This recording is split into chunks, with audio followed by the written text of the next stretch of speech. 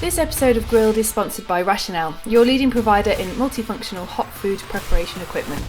Register now for a free Rationale live demo at www.rationale-online.com. The Staff Canteen now has its own shop, so you can get your hands on as much merch as you want. From mugs, t-shirts to these hoodies, which you'll see myself and any of the guests on our podcast wearing throughout. Go and take a look. The link is below, and please do give us a thumbs up if you do decide to purchase anything. Finally, we are giving away one hoodie per episode for the next 6 episodes with my co-host, Daniel Clifford. You can find out how to win at the end of this podcast. Welcome to the Staff Canteen podcast with Cara. Her language is terrible, but don't be offended. It's worth a listen because this day and age, everybody swears apart from myself. Welcome to Grilled. I want to eat under roast whenever I want to eat under roast, not when you want me to eat it. I just remember Brad's smell of his beard. You just had the biggest, fluffiest beard, and I was like, God, he smells so good. I don't know why, it's weird. Sometimes you put smell or something to it, and I just remember that. Well, it's a bit bizarre. Why are you in your chef's white cellar? You're working. I'm cooking burgers. Oh, burgers. I hope they're not McDonald's. And I just lash it all over the hot toast as it melts and quickly munch it up, crunchy, crunchy, munchy. Dying to get like a piece of your culinary penis in or around their mouth.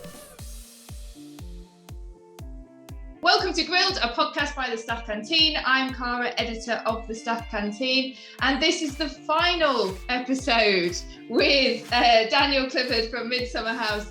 Before I have a quick chat with him, if you have missed any so far, they are all available for you to listen to right now, wherever you get your podcast. Normally just search for Grilled by the Staff Canteen. So Daniel, this is it. The final episode. Yeah, we've saved the best till last. So have you enjoyed it? It's been a lot of fun. I've got a lot of press out of it. Some of it's good, some of it's bad.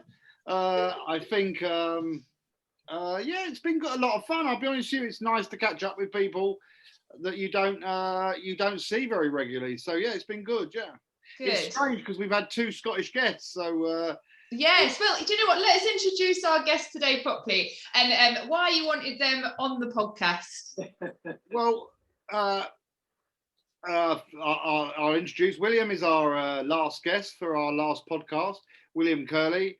Well, to be honest with you, when I was growing up, pastry chefs were they were rumours. They weren't. You didn't meet many, but there was always this rumour, and there was a rumour of this absolutely amazing pastry chef, and he'd worked at Le Manoir, and he'd worked for Marco, and I never actually got to work with William, but I heard everything about him.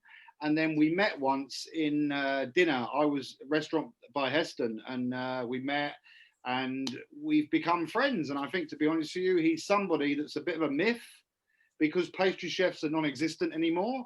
But this one is probably, in my eyes, one of the best in the UK. So, William Curley. Thank you very much, Daniel.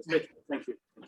Yeah, so William, welcome to Grilled. My first question was going to be how you both know each other, but you said obviously that you met at dinner. William, you looked like, oh yeah, I remember that.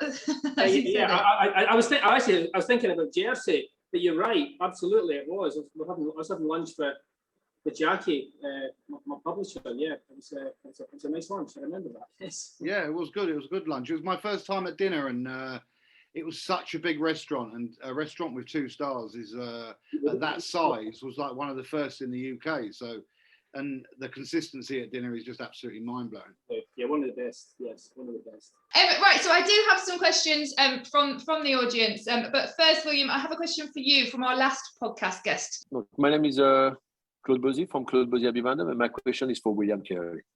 William, how is it to be from the outside of the kitchen, making chocolate for so many chefs, and don't really have the stress of the service? Oh gosh, it's quite a good question. That I obviously spent many years in restaurants in particular, and then at the end, was it 20 was initially, but then Savoy at the end.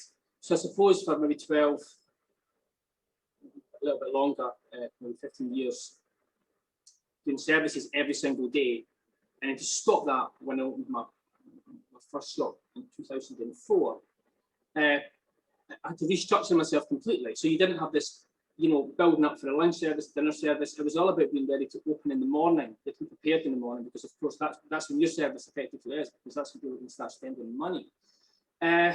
So it did change the philosophy, the way that I run. Some things good, some things bad, but probably all in all, you know, you probably miss that buzz a little bit, to be honest, because you're more, I think your days, flat's not the right word, but it's more consistent. You don't have the kind of peaks, if you like. You don't have getting ready for something. You obviously have to get orders out, you have to get the shop set up, but you don't have that maybe stress at the end of the day for a quick service or a long service, whatever. So yeah, it's different, but I guess I've lived in both of them. I miss restaurants, but I probably would struggle to do two services every single. I mean, I admire the guys at my age that do that day in, day out. I mean, that's I think myself included in this is we've had to restructure the way pastry's done, because there isn't that skill level that we had before, and I think that is the dying shame of our industry. I mean, it's funny because it gets more attention now than ever. You've obviously got, you know, Boomla and Cherish doing, you know, a television program. There's more books, there's more media attention, there's a few patisserie shops in London. You know, there's more reason for people to come into it. But when you look at, you know, bar a handful of very good ones in the UK, it really has, you know, when I started out at Gleneagles, you know, there was about 12, 13 guys in the pastry kitchen, and we were all pretty much Scottish.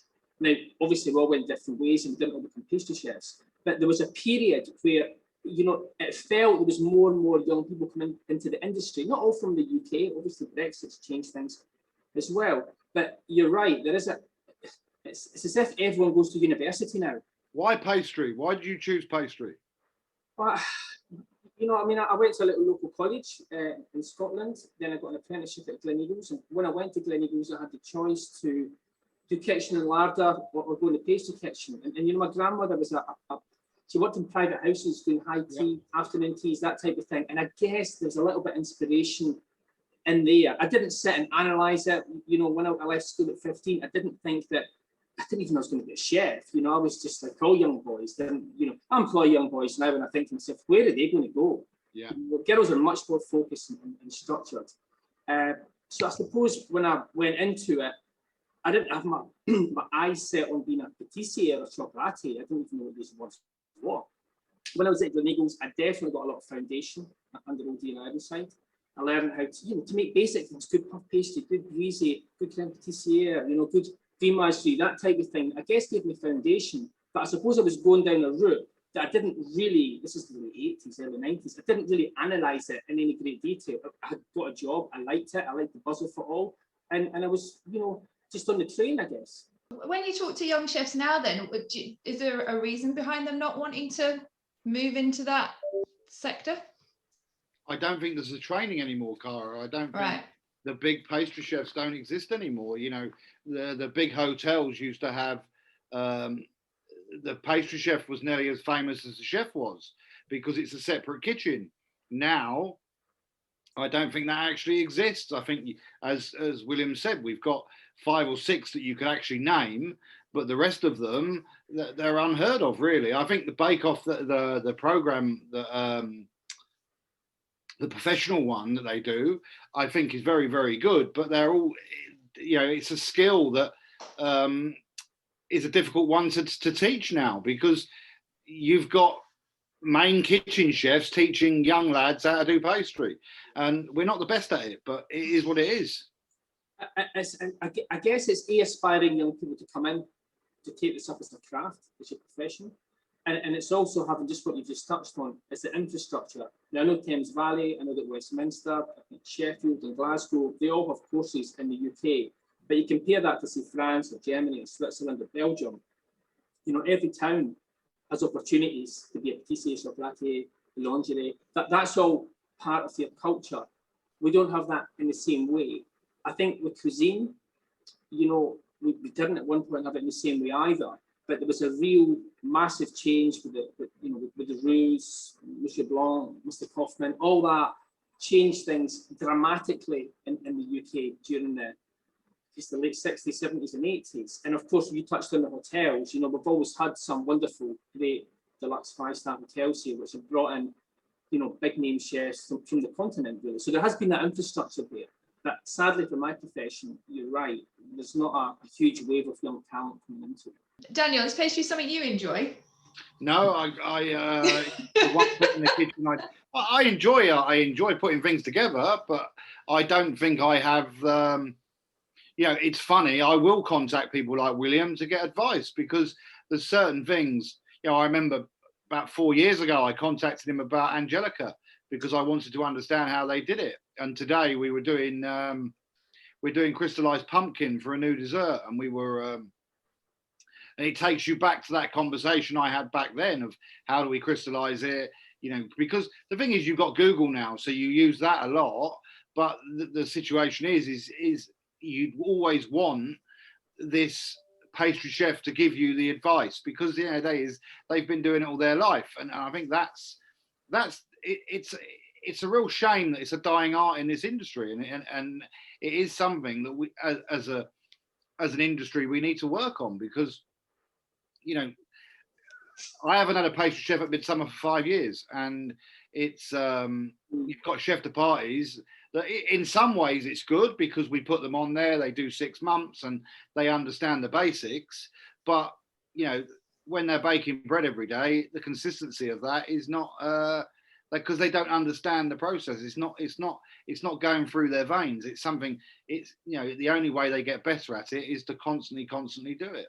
I mean, I think the key for probably both of our crafts, but I think there's definitely a lot less people that want to go and do patisserie and chocolate work in the UK and become a chef, if you like. And there's more opportunities to do that. I don't know how it changes. I guess keep banging the drum.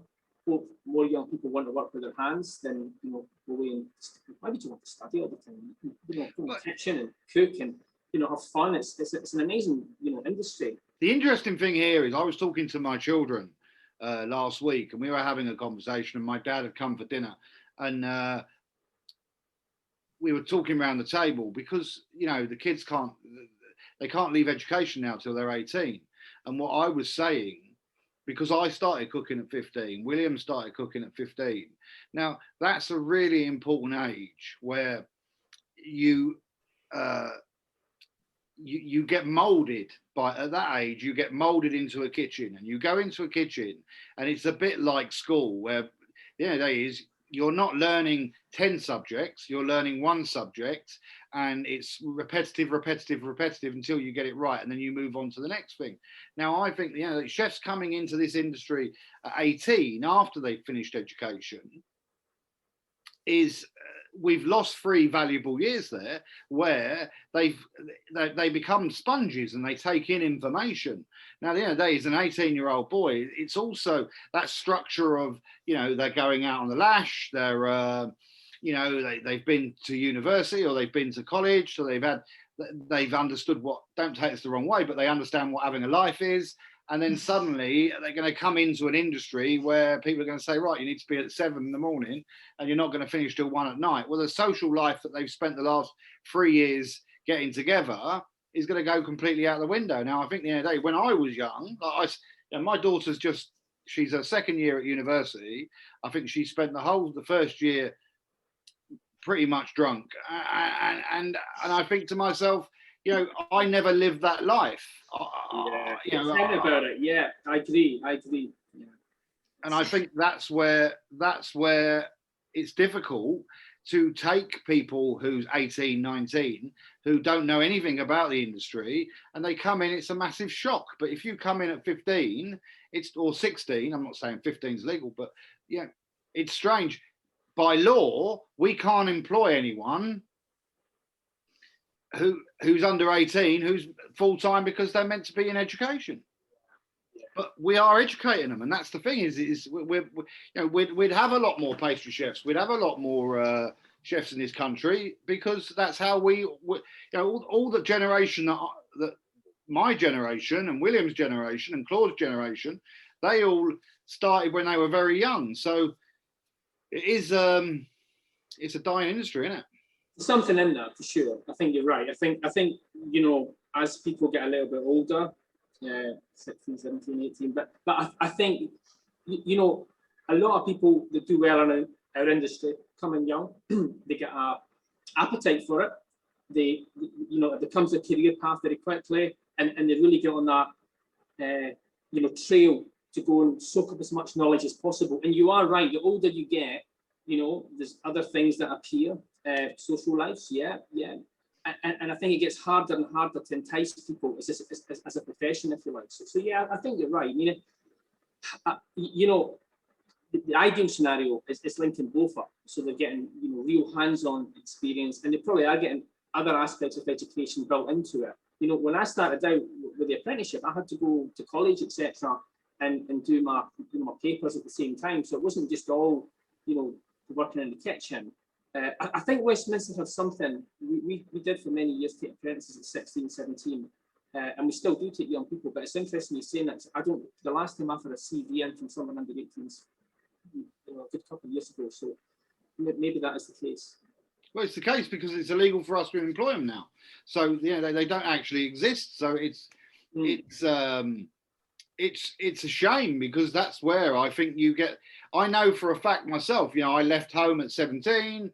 I moved into staff accommodation. The chef sort of becomes your mentor, but also he's like that parent that you don't have because you're away from home. Yeah. And if he says jump, you ask how high. And if he says you're working 7 days, you got nothing else to do, so you do it. But the thing is it's a real shame, because it's cutting down our skill sector.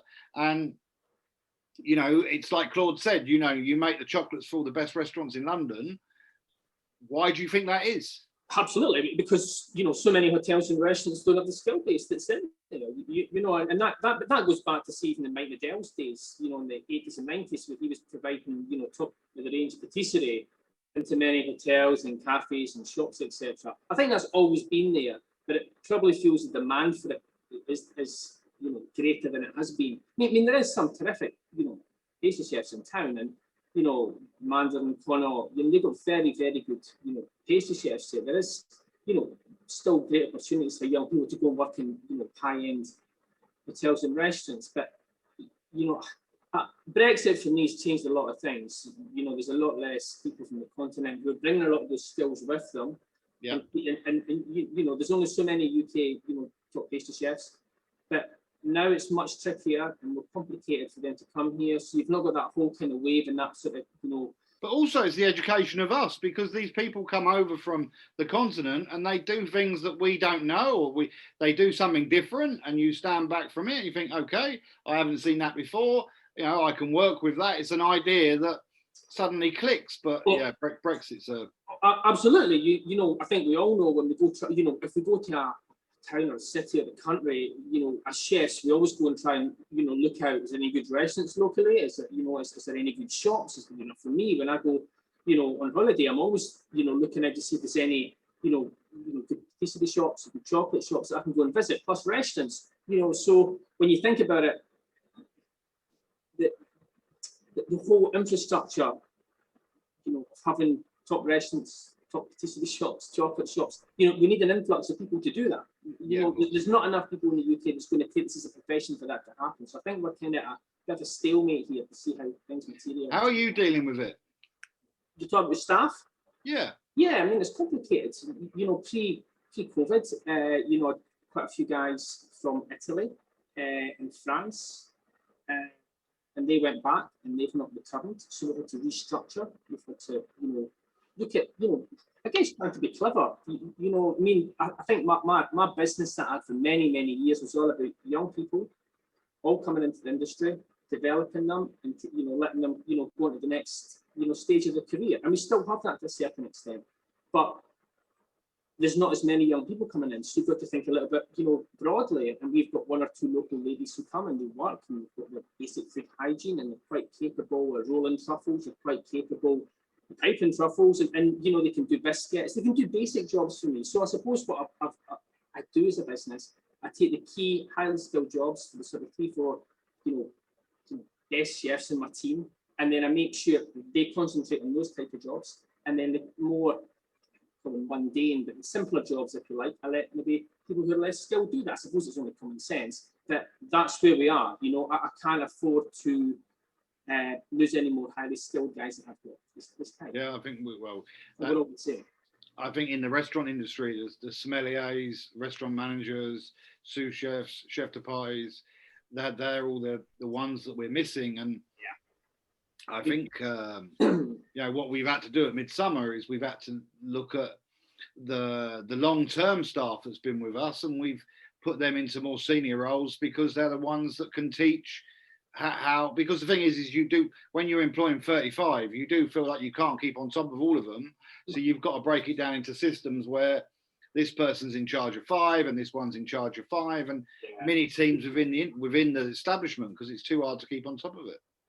Yeah, it's tough. I mean, it's the industry, obviously COVID came in amongst the exit from Brexit, so it did change, I guess, kind of without, there wasn't that moment, if you like, that happened when we were still in semi-lockdowns, etc. So when we opened up after that, the fact that it was a sort of slow burning start, it felt fine. But in the last 2 months, as London has really got busy and hotels are starting to get more back to normal, certainly London's been busy of late, it's been tricky. Yeah, it's a good problem. We're much busier, but we're tight on staff and we're tight on skill.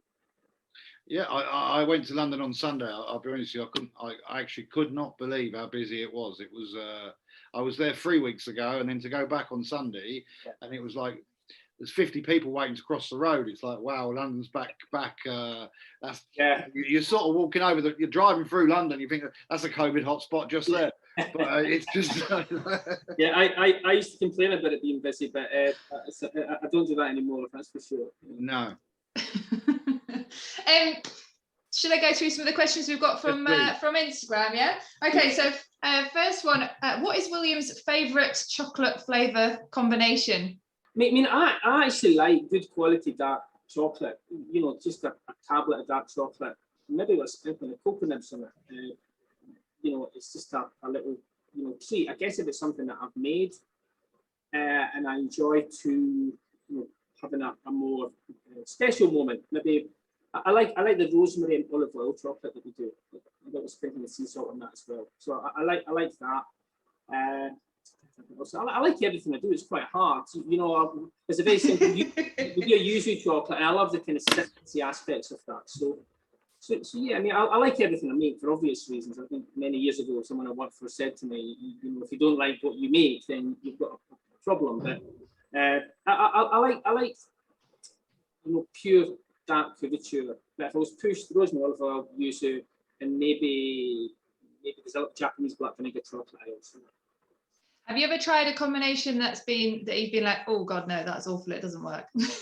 Yeah. I mean, I think I guess you go through periods when you do develop a lot of things, and I guess it's a kind of high spot for me, maybe 12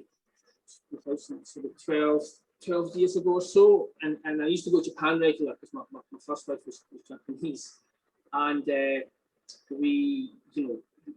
a lot huge. When we talk about, obviously I talk about France and Belgium, Germany as a real, bastion of high-end patisserie chocolate work and great foundation. But when you go to Japan, you can actually see the best French patisserie executed to perfection. And when I used to go, I used to get inspired by a lot of things, obviously the shops. Combinations probably less, but I was very inspired by a lot of the ingredients. And I just touched on a few things like yuzu, sadachi, vinegar, sesame, the different teas, etc. And I got very into that for a period. And I thought everything I was doing was working. And I thought, I just can't go wrong with this. And on one of the trips we went, actually did it, I said, so let's get lots of different seaweeds. And so seaweed's bound to work. Sea salt, salt, chocolate, it's all the rage. So blow them out of the water, seaweed chocolate.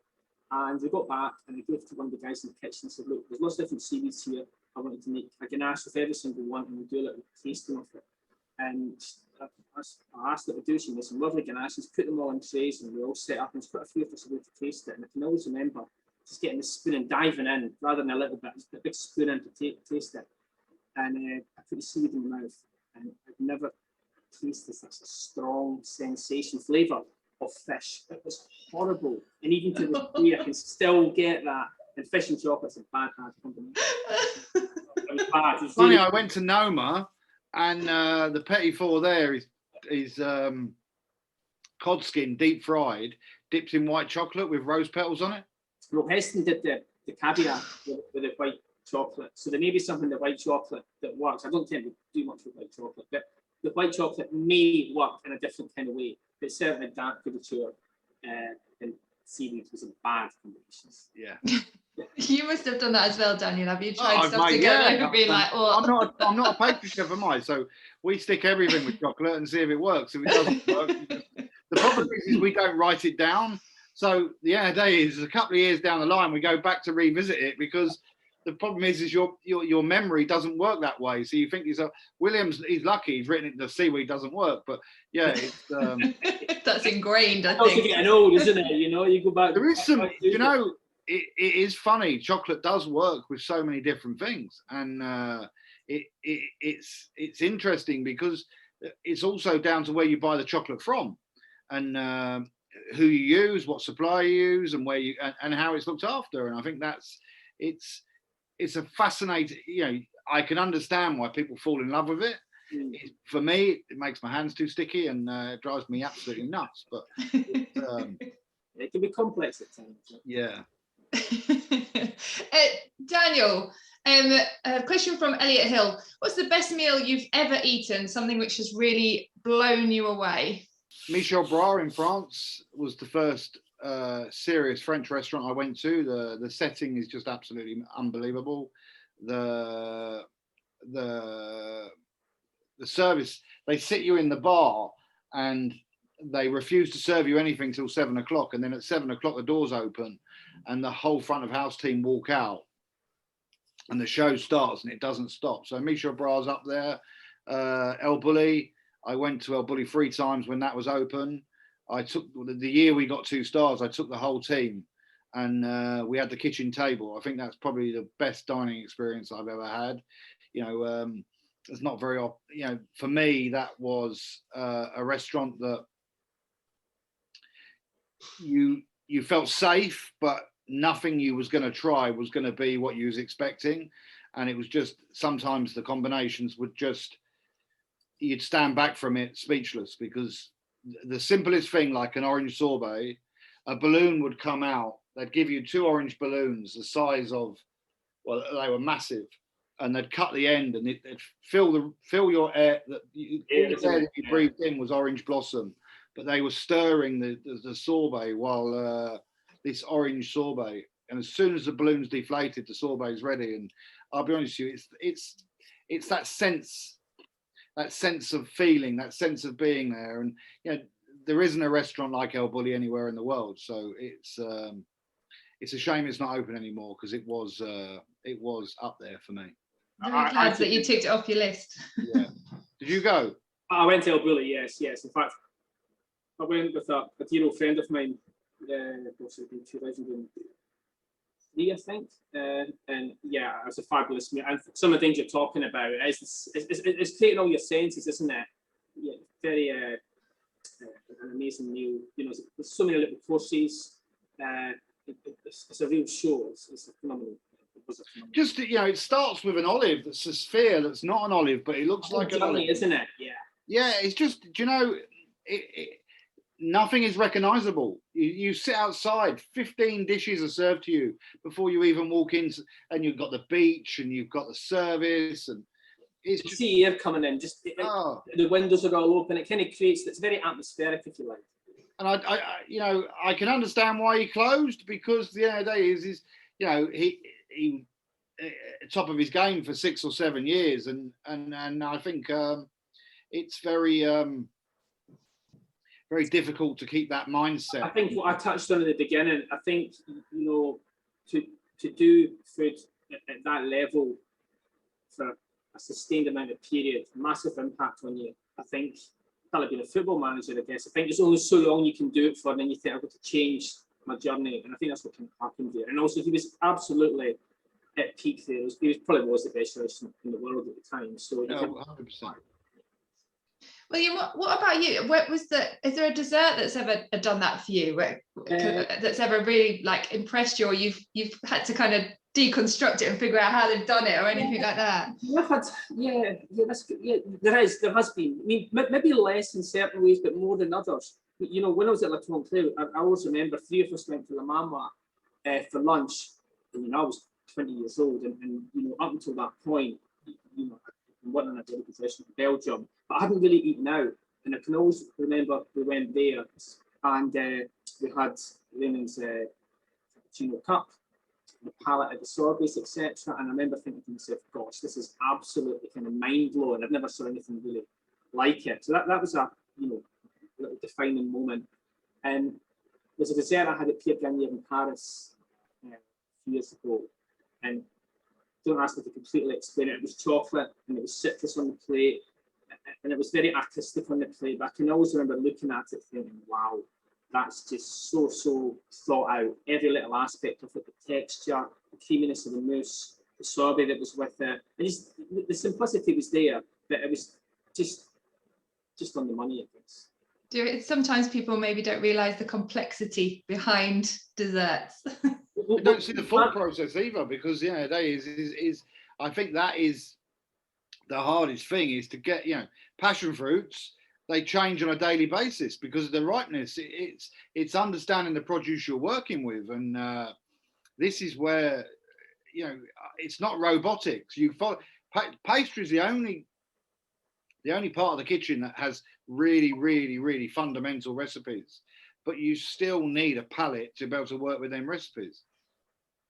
It's strange because the first pastry chef I ever employed, he said to me, I said, he was French, and I said to him, where's all your methods? He said, chef, the methods are in the way the ingredients are. I said, what do you mean? He said, well, I don't have the methods because if someone steals my recipes, they don't know how to work them out. I said, what do you mean? That's crazy. And he said, no, chef, this is I said, how do you do it? And he says, well, 1 and 2 go together, and then you add 3, and then you add 4, and then you add 5. The little, okay.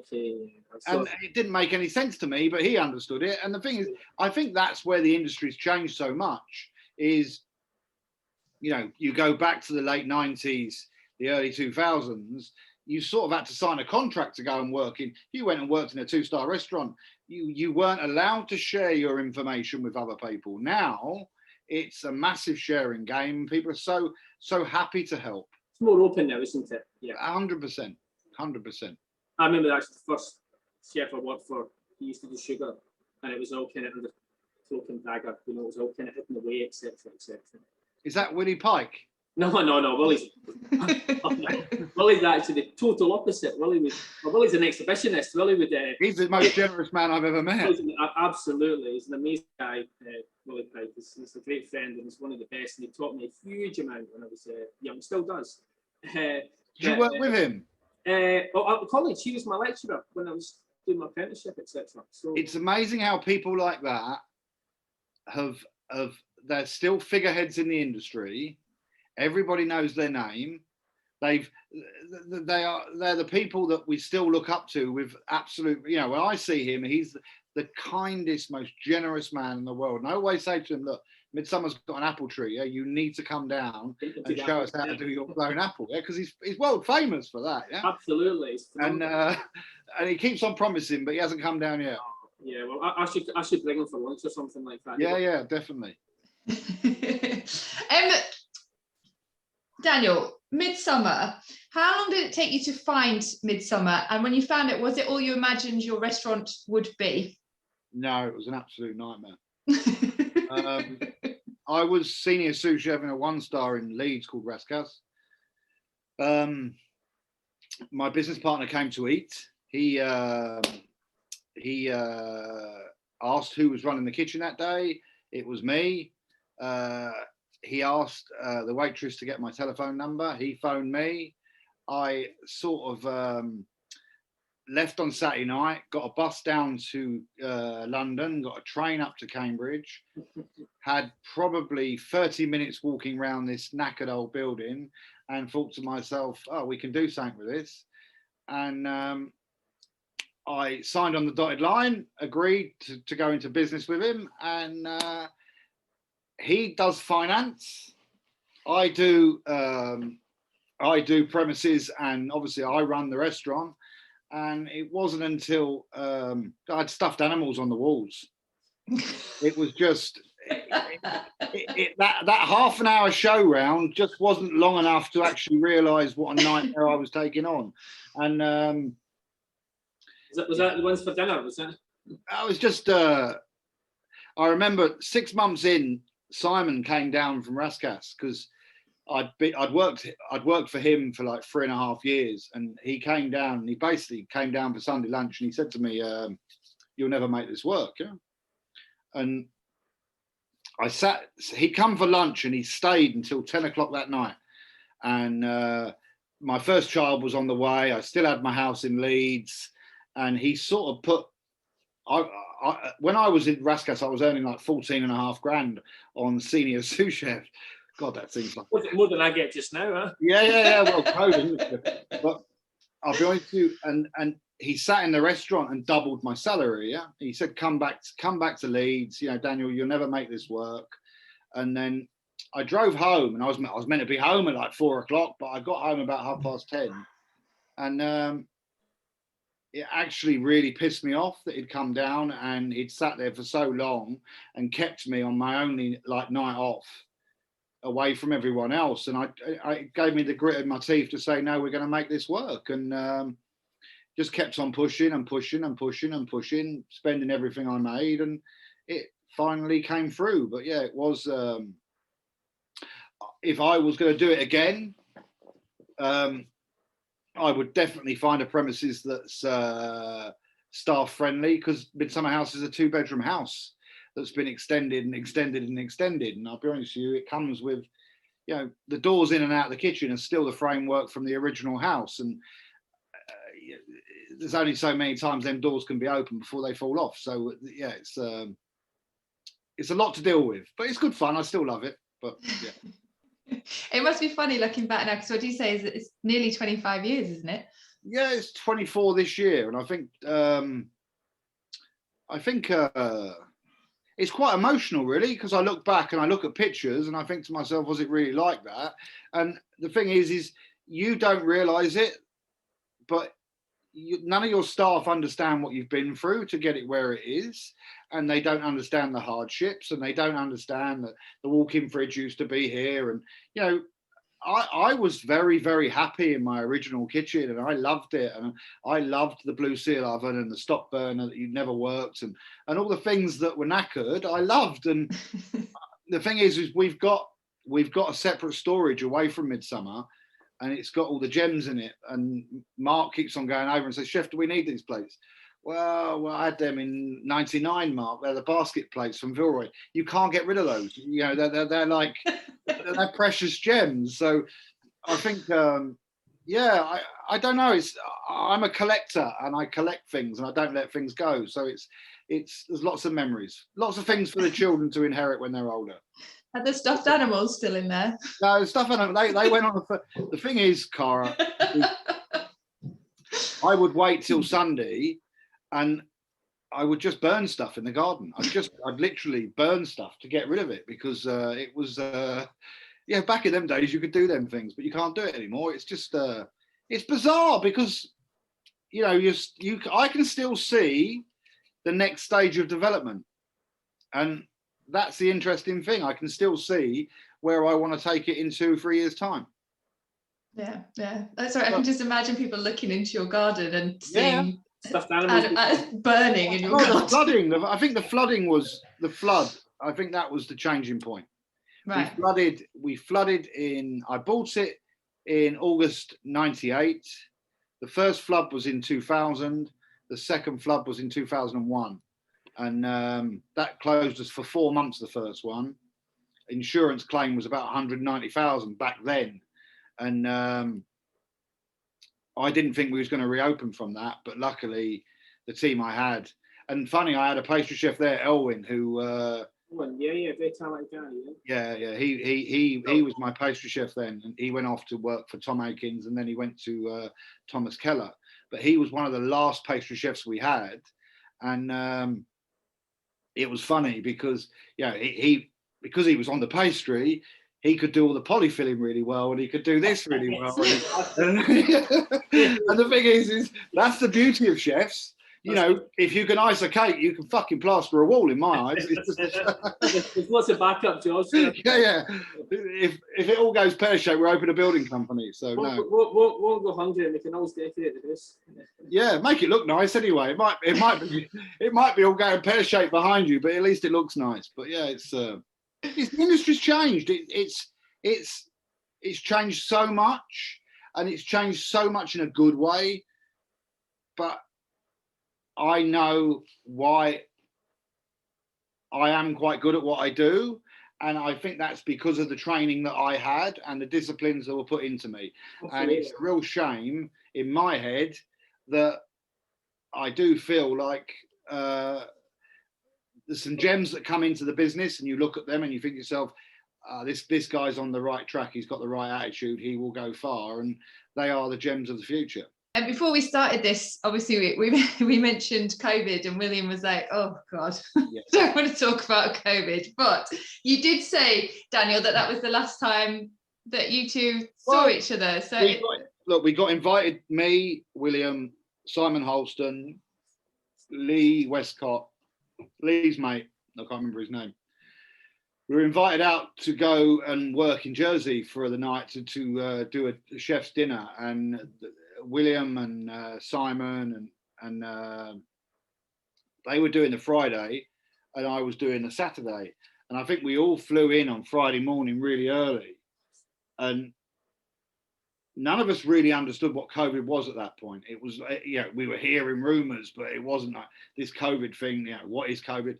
And then as the day was unfolding, we were all trying to get our prep done, and it was like, we were all watching Twitter and things were getting more and more.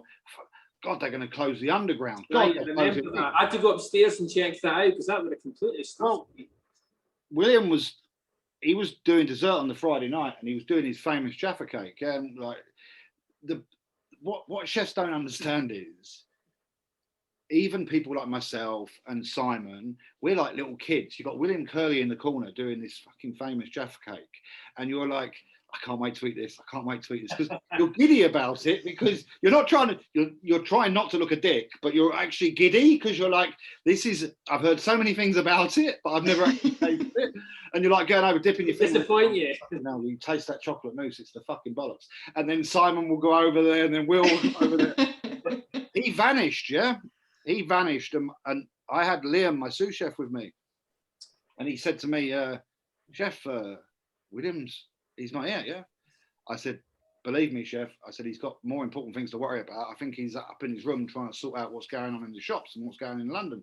Because all the news was about London. It was all like, oh, the underground's going to close and this is going to, it's like an earthquake. We're like absolutely nuts, Anyway, so we do the Friday night. I do my dinner and we're all flying back on the Sunday. And but all Saturday, we've been talking to each other and getting nervous and getting more nervous about what we're actually going back to. And then this was in the February. And then I get to the airport, Jersey airport, and it's dead. It's absolutely dead. And we're like, shit, this is really bad now. What is going on? What is this COVID thing? And get on the plane, and the plane announces that this will be the last plane taking off or coming into Jersey because they're closing Jersey down. It's honestly like a world war's kicked in, and you think to yourself, this is absolute madness. And William's worried because the shops are going to shut, and I'm worried because the restaurant's going to shut. And I'll be totally honest with you, furlough. No one knew what furlough was. No one knew anything. And all you can see at that point is, how are you going to pay your staff? How are you going to pay your rent? How are you going to what are you going to do as a human being not be able to go to work? Because the end of the day is we're charged that way. That's what makes us the human that we are. You get up Tuesday morning, you do your full week, and you come home on Sunday and you get on with life. And that is your life. And then someone to stop everything you care about in one hit, you can't mentally take that in. And I think, you know, that weekend was an extreme weekend because we were all in some ways stressing each other out. Massively impacted by it. Well, I'll be honest with you, I don't know how William actually got his dessert out, because he vanished for like 2-3 hours, then came back and it was done. But I went for a sleep, mate. I was having a look. really? See, that's the problem. Yeah, pastry chefs,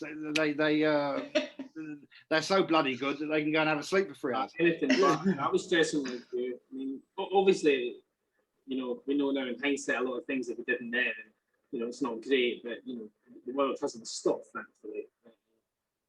It still continues. So how was it for you, William, then? How's the past 18 months been? So I think like Daniel, I think you know, end of February, March, that was really, really tough.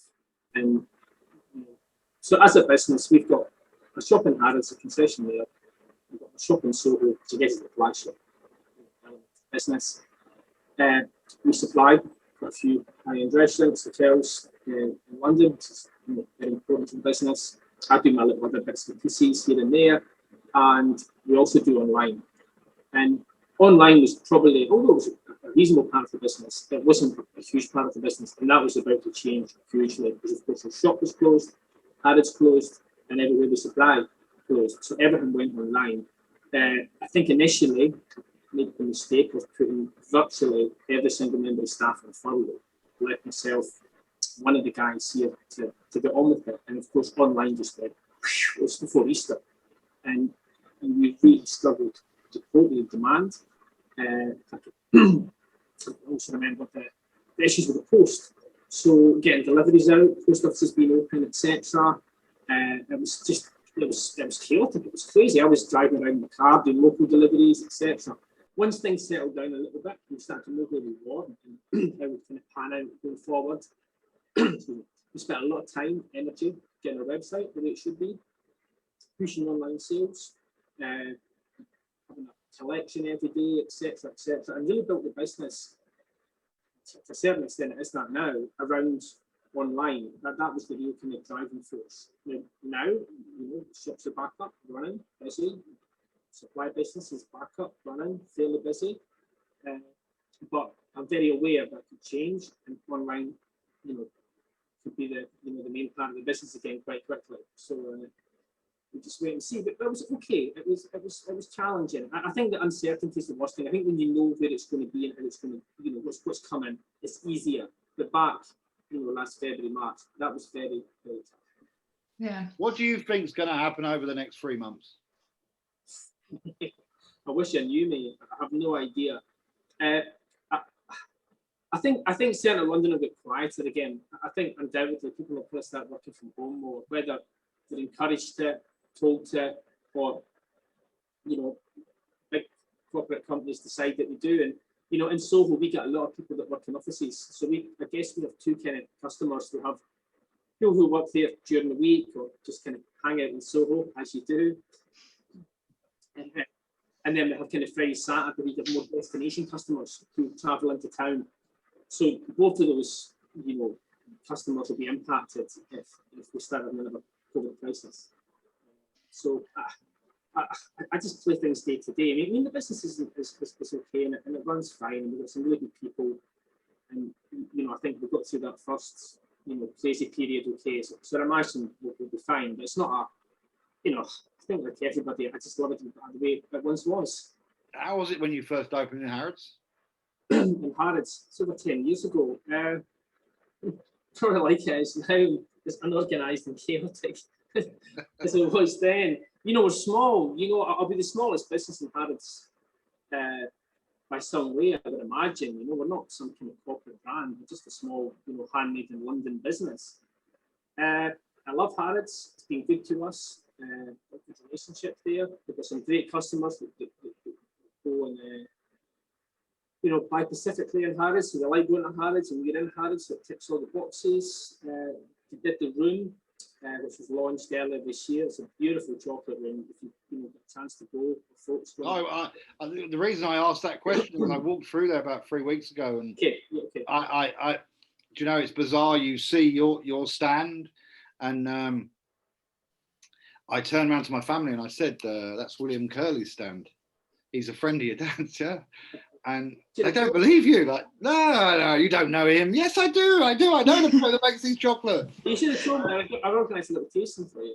Yeah, but I just, do you know, it's surreal moments like that you stand back and you think to yourself, you know, that's when you realise that it is a dying art, pastry, because there's not that many people that are succeeding in this country doing it, and I think that's the yeah. truth. I mean, it's true. I mean, there's a handful of people that are very talented, and there is some great young talent coming through. There is, you know, people that have worked for me, and there's a few more out there that are very, very good at what they do. Hopefully, there's opportunities for them, you know, to continue to, you know, present their craft and you know, that's one big thing in my industry that I always think is an issue, is where you go, what do you go and do? You know, I think, you know, you as a chef got your own restaurant. I guess for me, I got inspired by, you know, patisserie shops in Paris, thinking that's what I want to do one day, my own little business, my own little shop, and make that, you know, make that my future. And I guess I went away and,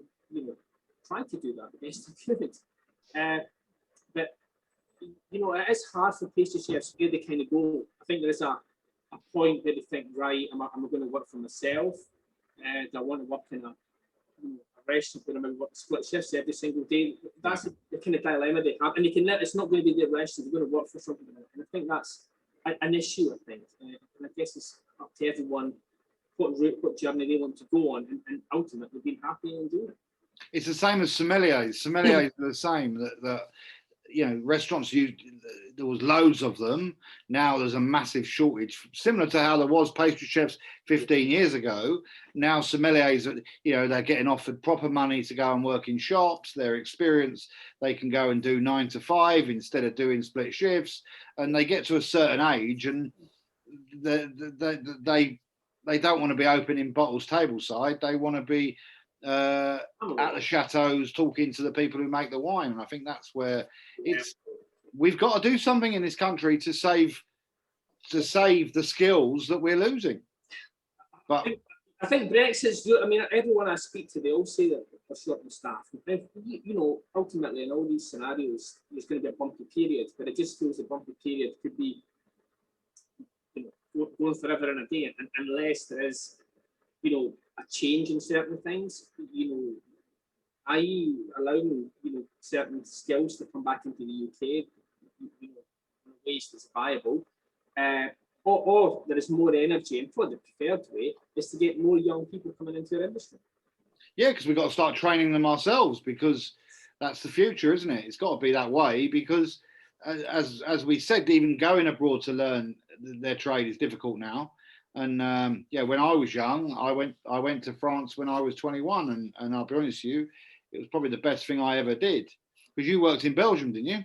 I worked in Belgium and France. Yeah, I went to Belgium about your age too. I've been about 20, and then I won a scholarship to go work at Michelin and Burgundy. And that's funny.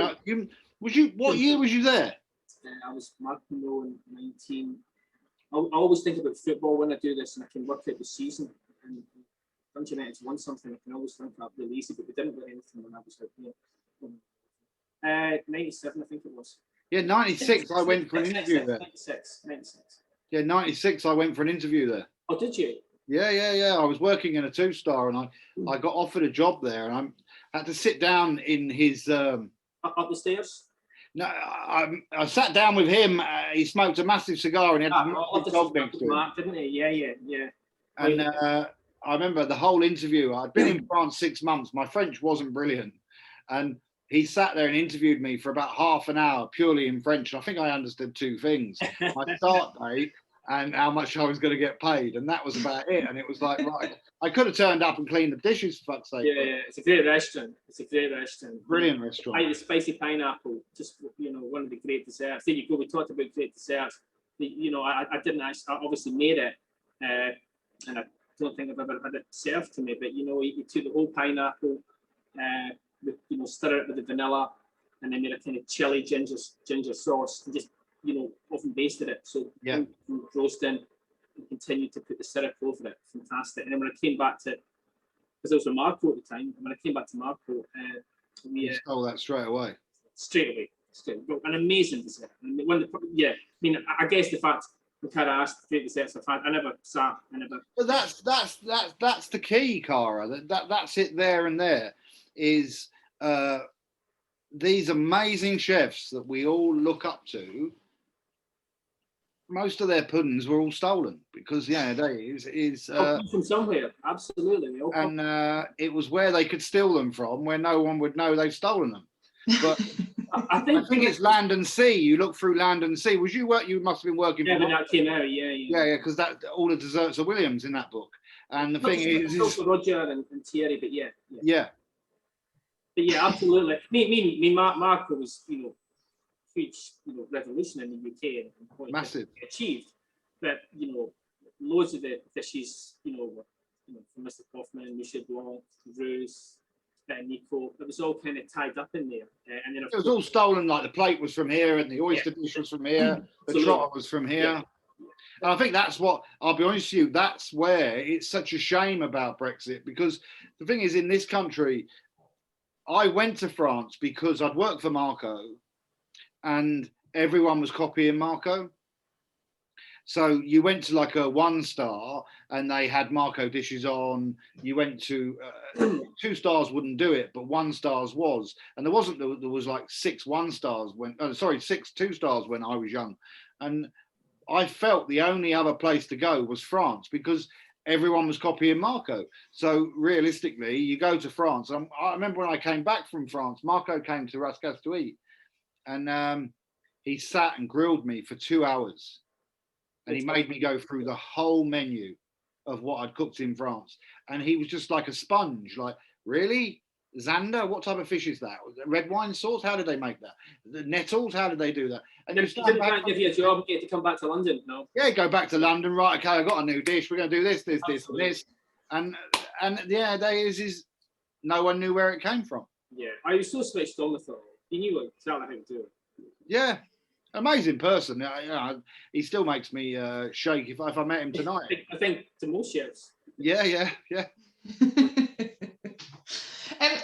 William, have you ever watched a Bake Off? Yeah, I do. Yeah. How do you feel about that?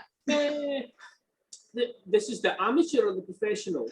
Well, I mean either, but I mean the amateur is quite, I think, probably that amateur has obviously got a massive following. Yeah. I've got, like I said, I've got some just local ladies that work for me, and the Bake Off to them, that's kind of prime TV that they'll watch every week, and they'll chat about it, the coffee break in the morning. It's an amazing program. It's definitely changed a lot of perceptions. It's got people in general cooking more scones, Victoria sponges, and general baking goods, which is a good thing. You wonder why it took so long for that to come to the fore, I suppose, now looking back at it. I mean, it's the real kind of village hall, Sunday Bake Off. It's very clever. People love it, don't they? They do love it. The figures are huge on it. Yeah, it's one of the big, I guess, one of the most popular programs on television. Yeah.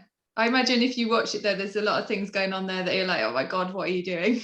It's funny because during lockdown. But that's what makes it good TV, isn't it? And even the professional one, they want someone to make a program which, and they want it to fall down because that's what makes it great. I mean, ultimately, there's always going to be 1 or 2 people who do really nail it and do a wonderful job.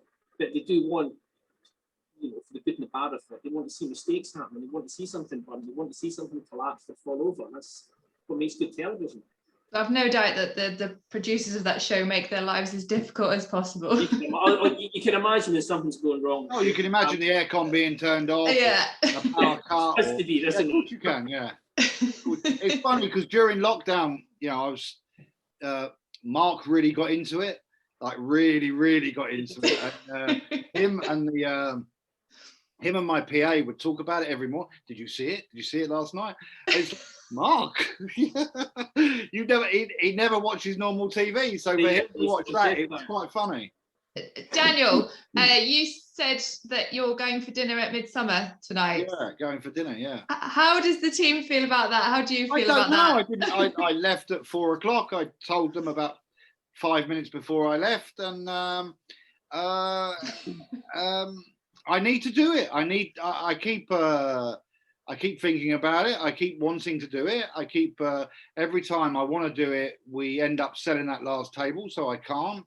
And we've got a spare table tonight, and to be totally honest with you, I can't move it forward if I don't know what's going on in the dining room. I need to understand how, you don't see the customer reaction from the kitchen.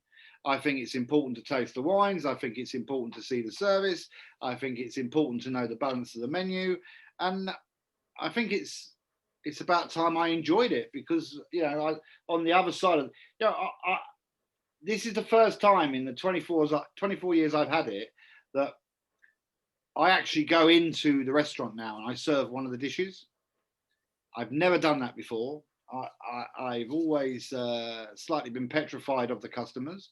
I think that's a confidence thing just as much as it is it's nerve-wracking, isn't it, going in and, I'm not one of these chefs to go around every table and have a chat with them, but I've enjoyed going into the restaurant. So now, I want to go and be a customer. I want to see what happens. So, I'm sure Mark's going around checking everything and making sure it's absolutely spot on. So, William, is that something you'd ever do? Go and experience, obviously, cause, like shops and things, and seeing customers experience your products. Yes, I do use, the shop was sort of small, but there is a few tables inside, and I do, when I meet people, I do sit there and have a chocolate and chat with them. If it's a meeting or an interview, whatever it is, I quite often do that. What is very, very hard, however, if a customer comes into the shop and they start asking one of the team questions about things, it's very hard to sit there and not wanting to jump in. But then if you do jump in, then you find out that you're William, and then of course a lot of customers will start asking you loads of questions, so you get completely immersed in the world of chocolate, which is great. But you obviously want to go and do something like interview someone or meet someone, so you get to be careful what you do. But it is quite tricky. So I think what Daniel's doing tonight is a very good and wise thing to do, but he'll find it very hard to relax for sure. Yeah, I think it's the thing. I did it on Saturday night. I cooked 4 portions of bass, and I said to Mark, right, don't cut that bass yet.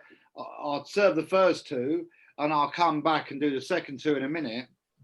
Got out there, and the customers wanted like a 10-minute conversation. Yeah, and then in the corner of my eye, I see Mark sourcing on a different table because he's watching this piece of fish, going, need to serve this, need to serve this.